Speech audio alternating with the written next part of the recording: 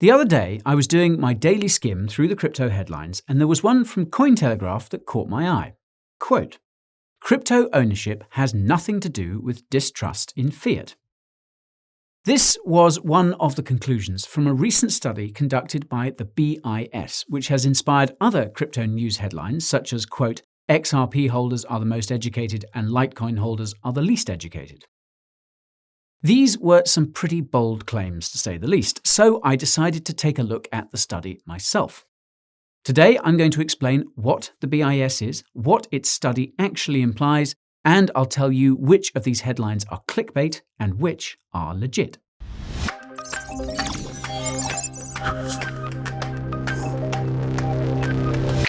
I know you're eager to learn, but I need to start with a disclaimer so neither of us gets burned. Alas, I can't tell you what to do with your cash. That's because I'm not licensed to do that. Everything in this video is just education, entertainment, and facts. If you're new to the channel or a returning superfan, my name is Guy and I'll keep doing these rhymes for as long as I can. As some of you will know, you'll find the highest quality crypto content here at the Coin Bureau. Coins, tokens, news, reviews, and the like. Whatever the topic, I do my best to get it right. If you want to learn about crypto or just need to review, subscribe to the channel and ping that notification bell so you get a nudge when I've got something new. I've chopped up the video into different chunks using those timestamps down there. I've got no ads or sponsors, so watching the whole way through is only fair. Well, that's my hook. Now, let's hit the books. The crypto report I'll be analysing today was drafted by affiliates of the Bank of International Settlements, or BIS for short. The BIS describes itself as the, quote, Bank of Central Banks, and its purpose is to facilitate coordination between the 63 central banks it represents with the goal of maintaining, quote, monetary and financial stability. The BIS is technically owned by the 63 central banks it represents, and it was founded in 1930 to collect and distribute the reparations payments imposed on Germany after World War I. The BIS is based in Switzerland, but it has offices in Hong Kong and Mexico, as well as dozens of, quote, innovation centres around the world. To achieve its goal of maintaining monetary and financial stability, the BIS arranges meetups between central bank officials, provides banking services to central banks, funds the research and development of various banking technologies, and proposes policy based on the economic research it conducts in-house. Today's study falls into the fourth category, and it's titled, quote, Distrust or Speculation: The Socio-Economic Drivers of US Cryptocurrency Investments. And it was published on July the 1st this year. In simpler English, the purpose of this study is to determine why people invest in cryptocurrency in the United States. This study is part of a wider initiative by the BIS to coordinate the development and adoption of central bank digital currencies, or CBDCs, around the world. The BIS hopes to provide an interoperability solution for CBDCs and began developing this platform earlier this year, recently testing it between banks in Switzerland and France. With that context in mind, here are some of the key findings of the BIS study. The first finding in the BIS study is noted in the introduction, and it's one that was apparently not mentioned in any crypto news outlets. According to the BIS, the bull run we saw earlier this year was caused by Robinhood's halting of GameStop trading in late January. They believe that all those disgruntled traders on Wall Street bets decided to move their money into crypto after being cut off by their regular dopamine dealer. This is supported by the news that came out in the days that followed, which noted that the rogue Reddit community had turned its attention to Dogecoin. Elon Musk, of course, added fuel to that fire, and the BIS report credits him as the one responsible for crashing the crypto market in mid-May. The BIS goes on to claim that this price crash proves that cryptocurrency isn't censorship resistant. Now, this claim is so crazy that it's quite frankly not even worth rebutting. A similarly silly claim is made at the end of the introduction, wherein the BIS speculates that cryptocurrency investors will be more likely to adopt CBDCs than the general population. Moving on. The second finding in the BIS study is that only 1.4% of Americans hold cryptocurrency, and this statistic seems to be completely off. A study by New York Digital Investment Group in May suggests that nearly 20% of the US population holds Bitcoin. According to NASDAQ, NYDIG's study used the same standards as the US Census Bureau. Now, even if we assume that the NYDIG study is biased, this still doesn't account for such a massive discrepancy in numbers between the two studies. What does explain this difference, however, is the BIS's use of data from the 2019 US Survey of Consumer Payment Choice, an annual survey conducted by the Atlanta Federal Reserve Bank. Back in 2019, we weren't exactly in a bull market. This means there wasn't much media or investor attention around cryptocurrency.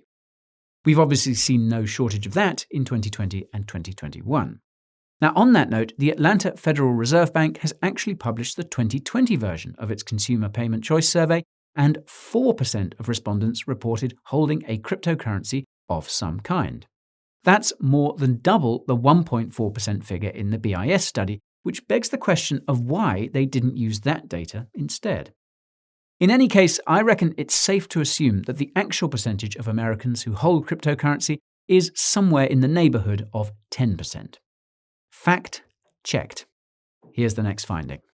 The third finding in the BIS study is the first one I mentioned in the introduction, and that's that cryptocurrency ownership has nothing to do with distrust in the current financial system.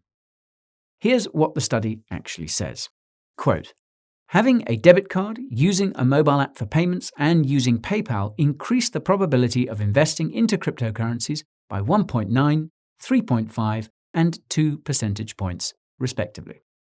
The findings also show that the demand for cryptocurrencies is not driven by distrust in cash or the financial industry, given that there are no differences in the perceived security of cash and offline and online banking. In other words, people who use digital payments and people who invest into cryptocurrency have about the same level of trust in the current financial system, and this means that crypto investors aren't buying for that reason. The funny thing is that trust in the financial system is not very high in either of the two groups.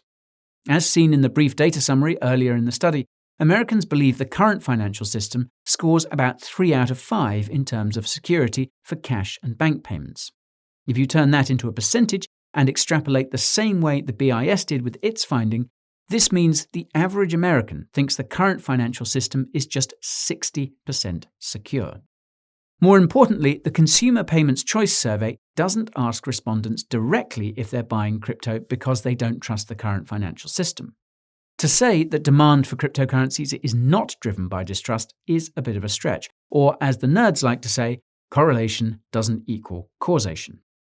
To say that cryptocurrency ownership has nothing to do with distrust in fiat is also not accurate and is nothing more than clickbait. Heck, Bitcoin was created as a response to the 2008 financial crisis and the fragility of fiat currencies. That said, it's pretty obvious that most people invest in cryptocurrency for profits these days. This doesn't mean that distrust in the financial system doesn't play a role, it's just not the primary reason why people invest. On to the next finding. The fourth finding in the BIS study relates to cryptocurrency awareness and ownership, and this includes the bold claims about XRP and Litecoin holders I mentioned in the introduction.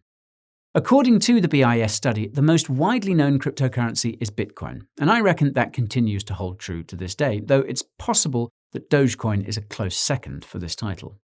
The 3 most widely owned cryptocurrencies are Bitcoin, Ethereum, and Litecoin, which would explain why this trio constantly shows up whenever a company enables cryptocurrency payments. Cryptocurrency holders are more educated than the general population on average, with most having 3 to 4 years of post-secondary education, the equivalent of a bachelor's degree at most universities and colleges. This again makes sense because even understanding the basic concepts of cryptocurrency requires a fair bit of financial literacy and technical ability to navigate all the exchanges and wallets. As you can see in the graph here, XRP and Ethereum holders are the most educated, with both having more than a bachelor degree's worth of post-secondary education years. And yes, that little blue bar down there is for Litecoin holders who have dropout levels of post-secondary education. I reckon this is because Litecoin's selling point is the silver to Bitcoin's gold, which is probably the easiest idea to understand in crypto. Now again, These statistics have likely changed since 2019, and I reckon all the people investing into Grayscale's Litecoin trust have a decent degree of post-secondary education. It's also worth pointing out that there are probably other cryptocurrencies that attract even more educated individuals which aren't on the list. Cardano and Polkadot come to mind here. The BIS study also divides cryptocurrency holders by income, and a similar pattern is present there as well. Now, this is not that surprising given that education plays a big role in how much you get paid.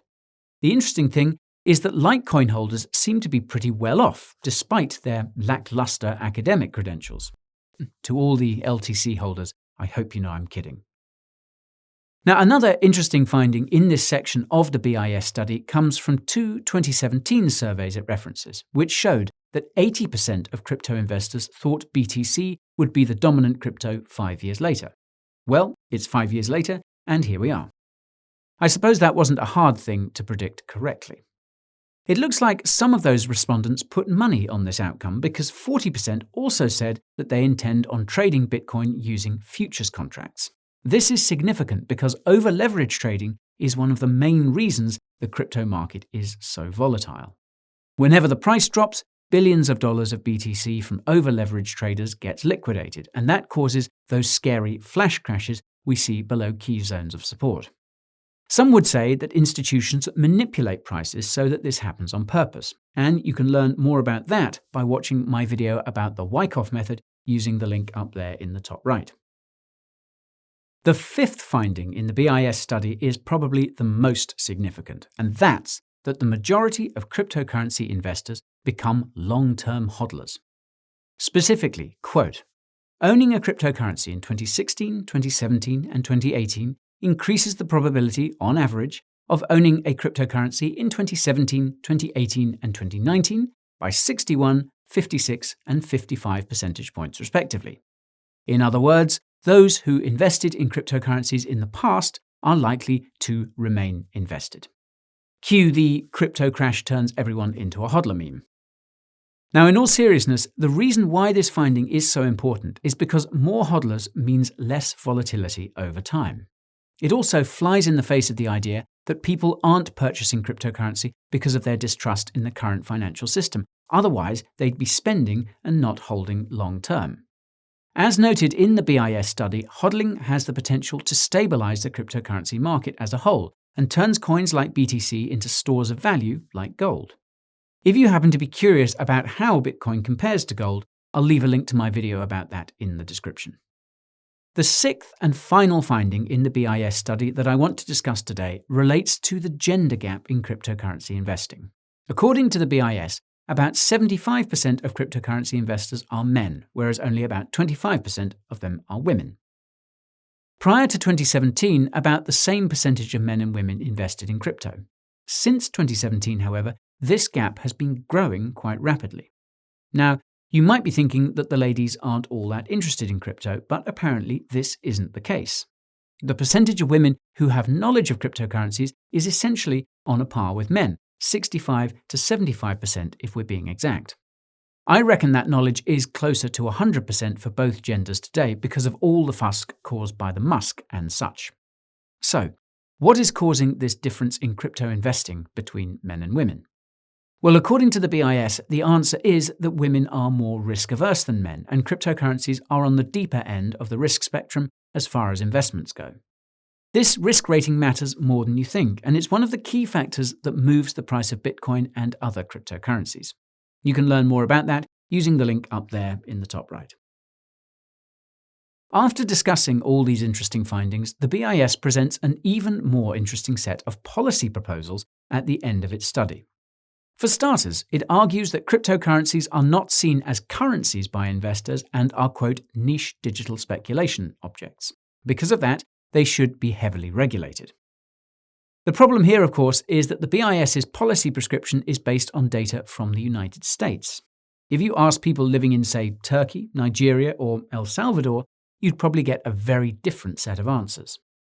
The BIS also seems to imply that proof-of-work cryptocurrencies in particular need to be heavily regulated. This is because the BIS believes Bitcoin won't survive off of transaction fees alone after the last BTC is mined, and therefore the only solution is, quote, institutionalization, which in the long run may require regulation or supervision. That's just a load of hogwash, and I'll leave a link to my video explaining what happens after the last BTC is mined in the description for you to watch when you have time. You should also watch my video about proof of work versus proof of stake to see which of the two really is the most secure. It'll be down there too. The final policy proposal in the study is one the BIS has advocated before, and that's something called, quote, embedded supervision. As you might have guessed, this involves tracking every participant on the cryptocurrency blockchains from within the cryptocurrency blockchain itself, and automatically blocking unauthorized users, merchants, and transactions. Now that sounds less like a cryptocurrency and more like a cashless society dystopia, which is another topic I tackled in a video you can find using the link in the top right. Whenever you read a report or study about the crypto market, I reckon it's important to take note of who put it together and how they came to their conclusions. In the case of this study by the Bank of International Settlements, I think it's quite clear that they have a negative bias towards cryptocurrency.